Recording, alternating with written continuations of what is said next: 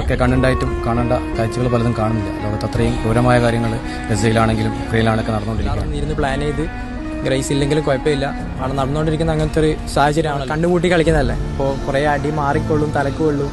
കുറേ പ്രാക്ടീസ് ചെയ്ത് ബെറ്റർ ആയതാണ്. കുട്ടികൾ ഇവിടെ വലിയ റിസ്കിനാണ് എടുത്തിട്ടുള്ളത്. പക്ഷേ പലസ്തീനിലെ മക്കളൊക്കെ കാണിക്കുന്ന ധൈര്യത്തിന് മുമ്പിൽ ഇത് ധൈര്യം ഒന്നല്ലാന്നേ ഞാൻ പറയുള്ളൂ. ഇവർക്ക് നഷ്ടപ്പെടുന്നത് മാർക്ക് മാത്രമായിരിക്കും.